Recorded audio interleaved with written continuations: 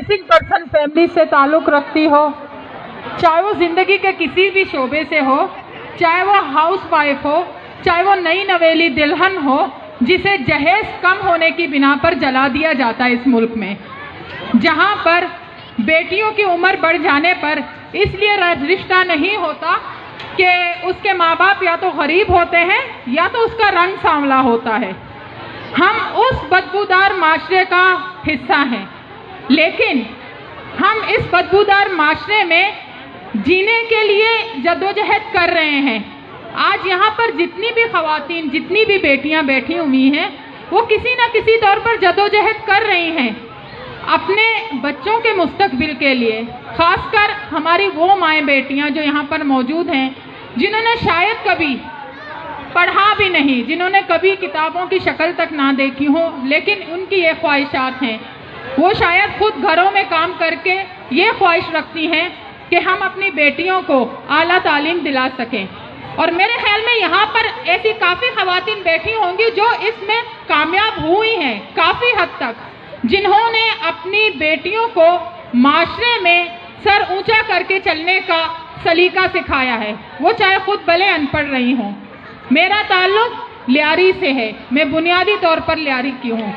आज जिस women empowerment की बात की जाती है, आज से 35 साल पहले मैं अपने मोहल्ले की मासी गुलबीबी को वुमेन एम्पावरमेंट में देखती थी, जो अपने घर के सामने चना गल्ला और बाकलेट बेचकर अपने बच्चों को पढ़ा रही थी, जो बेवा औरत जिसने अपना घर बनाया, जिसने अपने बच्चों को तालीम दी। मैं वुमेन एम्पावरमेंट ग्वादर की उस मासी ज़ैनब को कहूँगी जो ग्वादर के साहिल के किनारे मछलियाँ बेचकर अपना घर चलाती हैं, अपने बच्चों को पढ़ाती हैं। वुमेन एम्पावरमेंट मेरे ख्याल में अगर इस पर बात की जाए जितना तो कम है। बलोच औरत, बलोचिस्तान की औरत, जिसे हर दौर में पसमानदा रखा गया है, यानी कि पसमानदा उसको घर के मर्द ने नहीं किया था, उसको रियासत चलाने वाले मर्द ने पसमानदा किया है, क्योंकि घर का मर्द तो लापता है। बलोचिस्तान का हर वो दूसरा घर जहां पर भाई लापता है, जहां बेटा लापता है, जहां बुजुर्ग लापता है। क्यों? क्योंकि उन्होंने अपने ज़मीन की बात की है, उन्होंने अपने साइल और वसाइल की बात की है, उन्होंने अपने हुकूक की बात की है, उन्होंने अपने मोहल्लों में जहां गांव हैं, जहां पर स्कूलों पर फौजी चौकियां बनी हुई हैं, जहां पर बेटियां जाकर स्कूल नहीं पढ़ सकती, इन भाई बेटों ने उन स्कूलों को बहाल होने की बात की है। इसलिए आज वो मिसिंग है।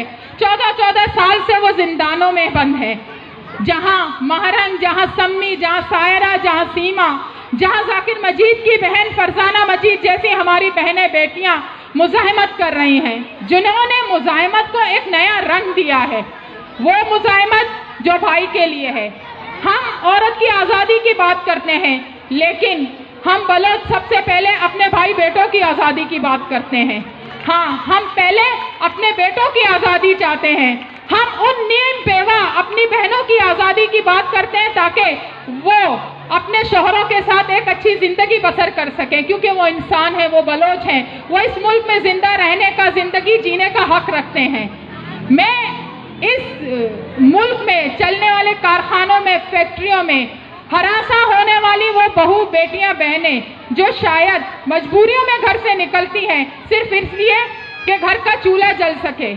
हम उस मुल्क से ताल्लुक़ रखते हैं जहां महीने की पहली तारीख को बहनें, बेटियां, माएँ ये फिक्र करती हैं कि भाई पता नहीं बिल अदा कर सकेगा नहीं, कहीं ट्यूशन पढ़ा के, कहीं टीचर बन के मैं शायद बिल अदा कर सकूं। यहाँ की औरत ने, चाहे उसका ताल्लुक जिसको उसका जितना भी पसमानदा रखा गया इस मुल्क में, लेकिन उसने हमेशा जद्दोजहद की है अपने भाइयों के साथ मिलकर, अपने बेटों के साथ मिलकर। और मैं उम्मीद करती हूँ ये जद्दोजहद अपने बच्चों के मुस्तकबिल के लिए, अपनी बेटियों को वुमेन एम्पावरमेंट हमेशा बनाने के लिए, उनको एक मजबूत किरदार बनाने के लिए ये माएँ, बहनें, बेटियाँ अपनी जद्दोजहद हमेशा जारी रखेंगी। मैं लियारी की उन माँओं बहनों की बात करूंगी जिनके बच्चे मंशियात की लपेट में लपेट लिए गए हैं। ये कहीं उनके माँ बाप ने नहीं किए हैं, बल्कि रियासत के मुकर्रर करदा उन लोगों ने किए हैं जो मंशियात बेचकर خود تو اپنے بچوں کو اعلیٰ تعلیم کے لیے یورپ بھیجتے ہیں، لیکن لیاری کی مائیں بہنیں اپنے بچوں کے علاج معالجے کے لیے جا کر کہیں بہادر آباد، کہیں گلشن اقبال، کہیں گارڈن میں، کہیں جماعت خانہ سائڈ میں وہ کام کر رہی ہوتی ہیں تاکہ بیٹے کے نشے سے چھڑا کر اس کا علاج کروا سکوں۔ ہماری لیاری کی مائیں بہنیں ایسے دن دیکھ رہی ہوتی ہیں۔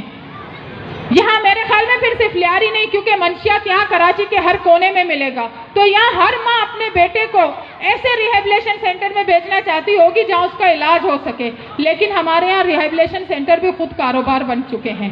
اسی لیے میں آپ ماؤں بہنوں سے درخواست کرتی ہوں کہ خود ایک ادارہ بنے، خود ایک انسٹیٹیوٹ بنے، تاکہ آپ کے بچوں کو کہیں اور جانے کی ضرورت نہ پڑے، تاکہ آپ کے بچے آپ کے سائے میں، آپ خود ایک مضبوط ادارہ ہیں۔ ماں سے بڑھ کر کوئی ادارہ نہیں ہوتا۔